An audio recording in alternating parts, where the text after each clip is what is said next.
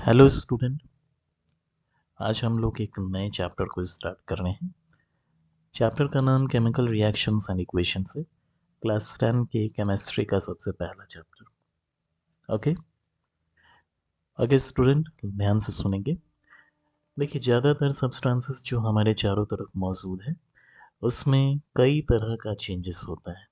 इसमें से कुछ चेंजेस जो है वो टेम्प्रोरी होता है, जिसकी वजह से उसमें किसी भी तरह के नए सब्सटेंस का फॉर्मेशन नहीं होता है, तो इनको फिजिकल चेंज बोला जाता है।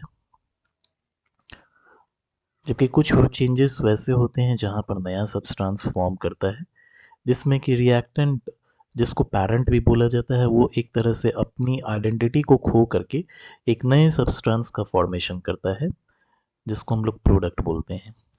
ये जो चेंजेस जो होता है ये परमानेंट चेंजेस होता है, जैसा कि हम लोग रिएक्टेंट को उसके वापस पुराने वाले फॉर्म में नहीं पा सकते हैं।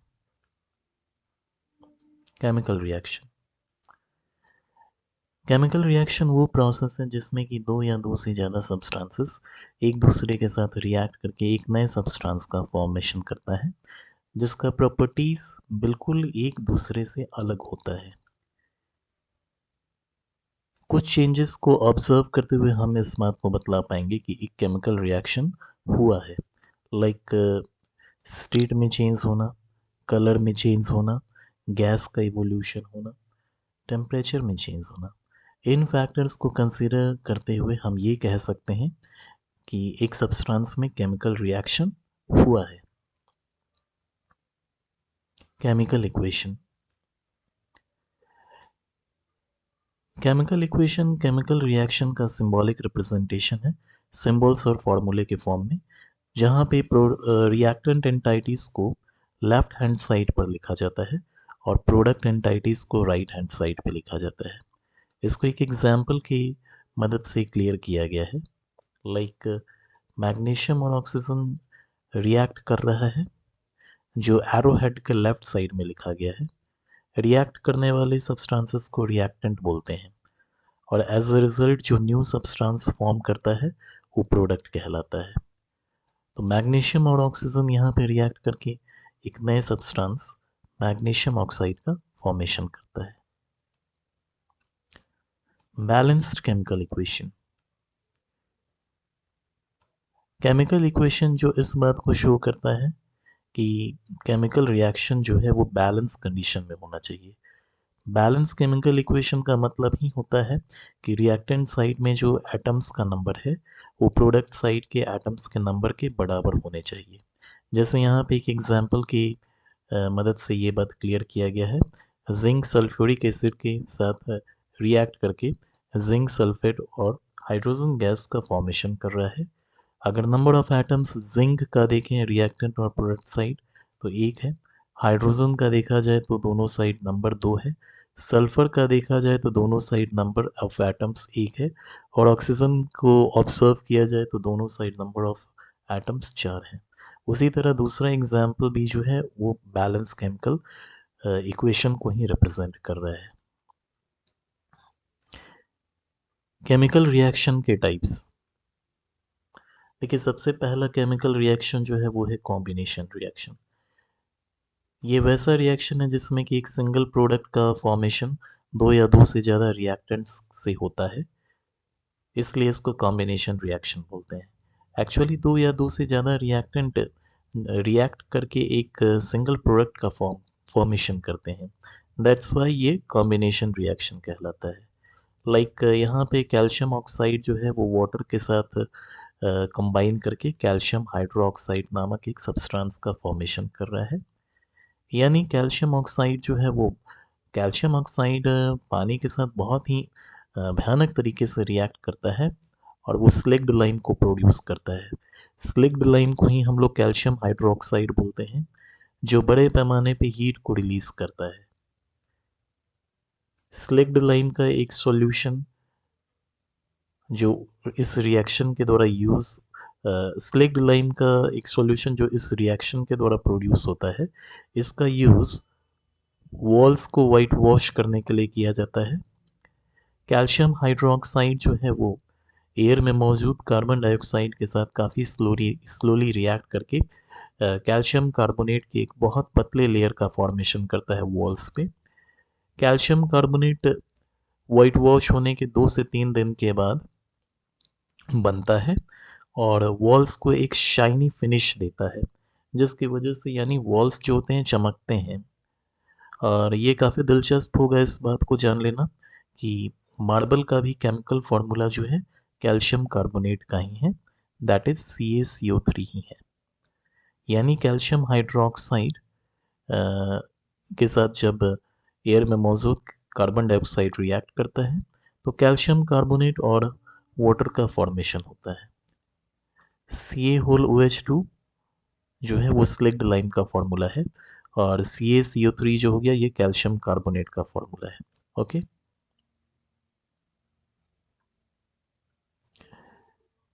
उसी तरह कुछ और यहाँ पे रिएक्शंस दिखाए गए हैं जो कॉम्बिनेशन रिएक्शन को रिप्रेजेंट करते हैं, जैसे burning of coal, formation of water, burning of natural gas that is methane.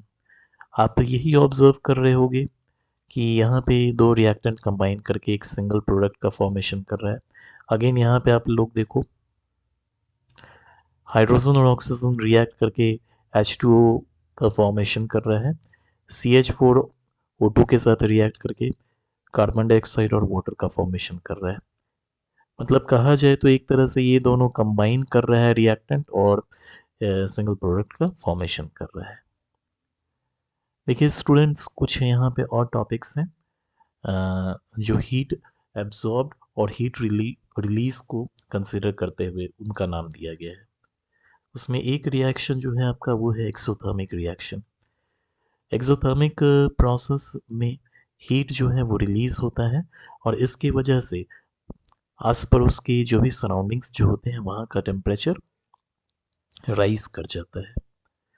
Rice, potatoes और ब्रेड, इसमें कार्बोहाइड्रेट्स मौजूद होता है।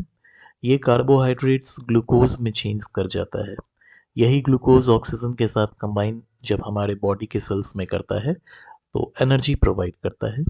इस रिएक्शन का ही स्पेशल नेम रेस्पिरेशन है। ये भी एक तरह का एक्सोथर्मिक रिएक्शन है। यानी एक्सोथर्मिक रिएक्शन एक वैसा रिएक्शन है जो हीट को रिलीज करता है और अपने इमीडिएट सराउंडिंग के टेम्परेचर को रेज कर देता है। इस एग्जाम्पल को कंसीडर करें, यानी ये रेस्पिरेशन के इक्वेशन को रिप्रेजेंट कर रहा है। ग्लूकोज ऑक्सीजन के साथ कंबाइन करके कार्बन डाइऑक्साइड, वाटर और एनर्जी को रिलीज करता है। Next, endothermic reaction.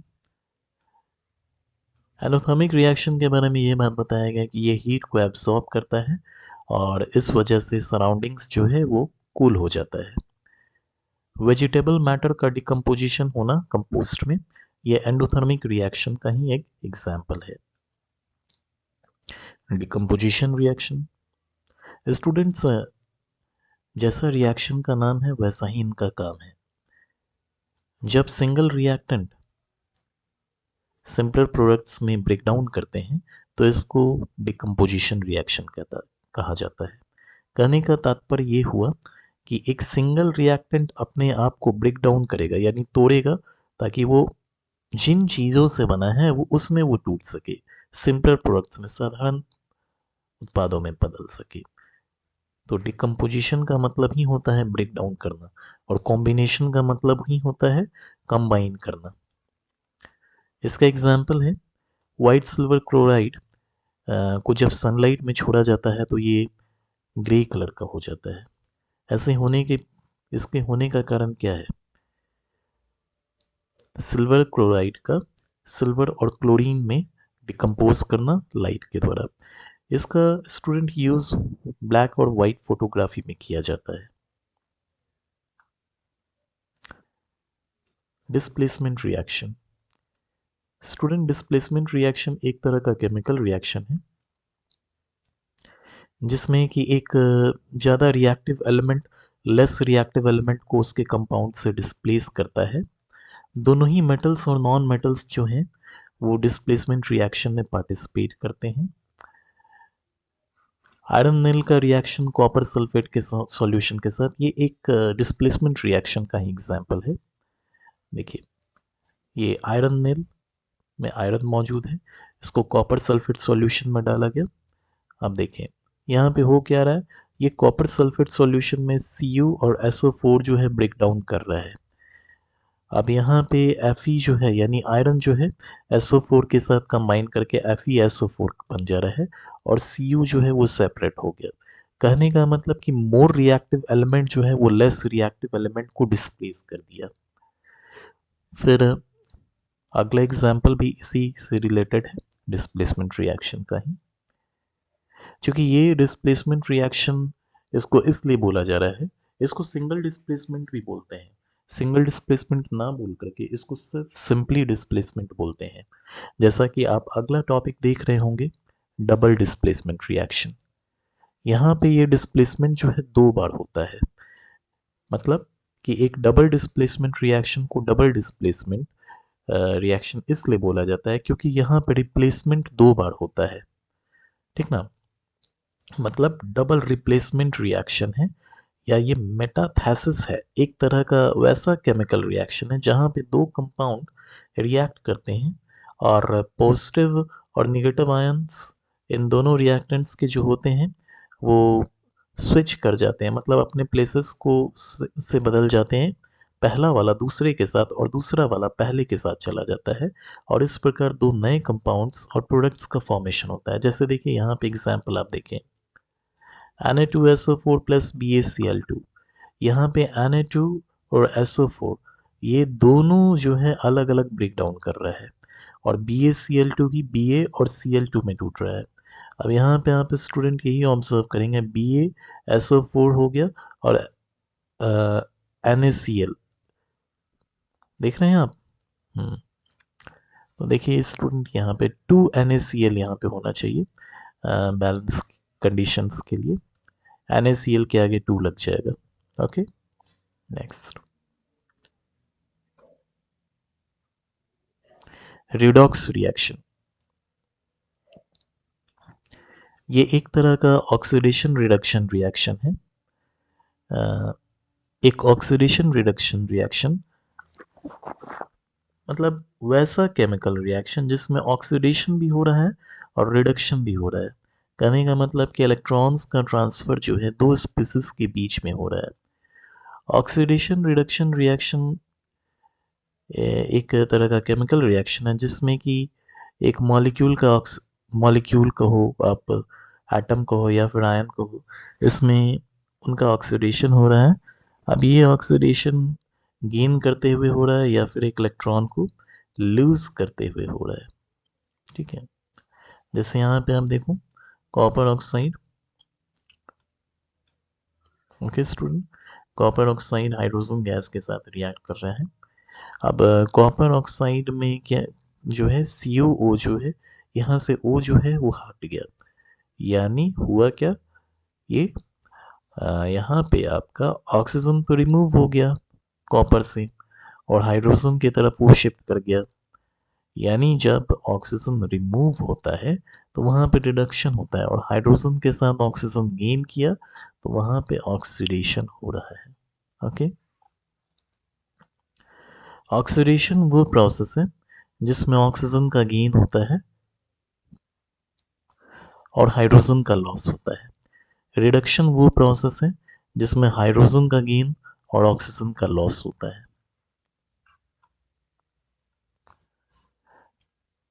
Oxidising agent ये वो सब्सटेंस है जो ऑक्सीजन को देता है और हाइड्रोजन गेन करवाता है, या ये वैसा सब्सटेंस है जो खुद तो रिड्यूस हो जाता है लेकिन दूसरे को ऑक्सीडाइज कर देता है। Reducing agent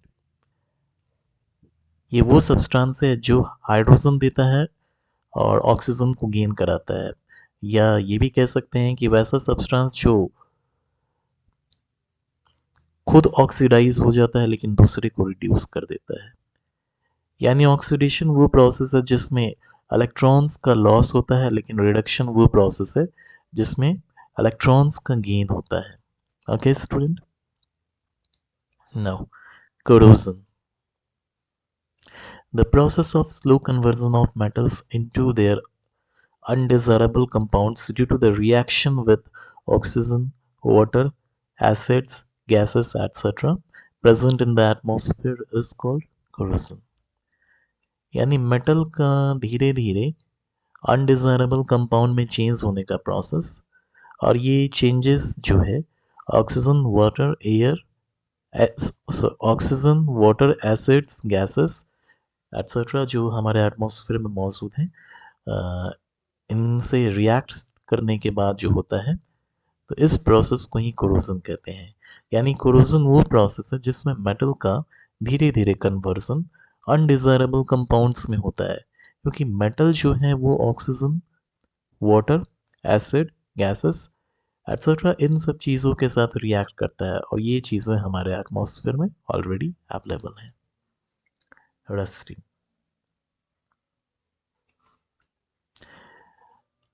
Iron, when reacts with oxygen and moisture, forms red substance called rust.